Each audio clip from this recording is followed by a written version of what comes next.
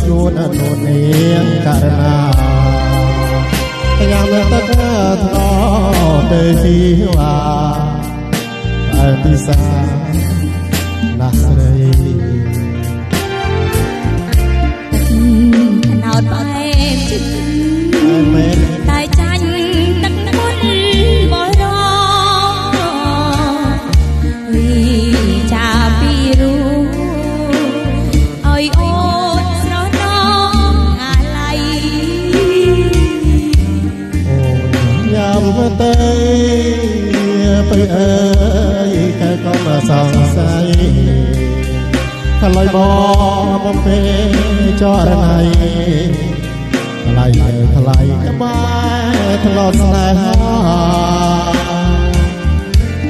យ៉ាំទៅនៅធ្នន់មក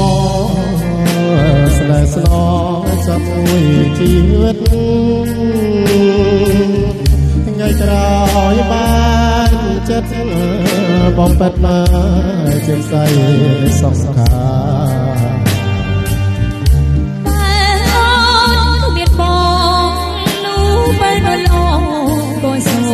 ចនមីណោអើយជួយចាំសត្រាជាស្នេហាលោកស្រីអូនចាបងអូនមើលដល់អេណាជន់ហោកំពុងតែបននៅក្នុងជាតិអូនចាបងសក្លាតែនឹងម៉ូតូបងនឹងហើយអូនឲ្យមកជិះអីមកសូមស្វាគមន៍ដល់អ្នកទេសចរទាំងអស់បាទសូមពិសាសាប្រកបដោយភាពសប្បាយរីករាយផងដែរ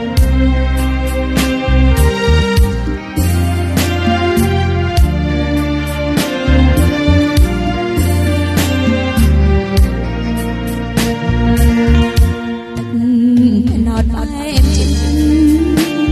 តែចាញ់ទឹកមុនបរោចាពីរូឲ្យអូនស្រណងអាឡ័យអូនយ៉ាំទៅបើអើយកែវកុំសោះស្អីថ្លៃបងពេលចរណៃថ្លៃក្បែរថ្នោតស្នេហាញ៉ាំទឹកថ្នោតបងស្នេហ៍ស្នងជាមួយជីវិត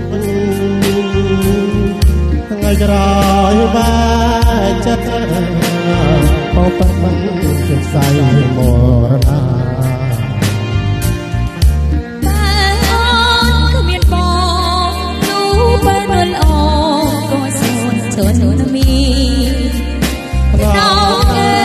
ជួយចាំសត្រា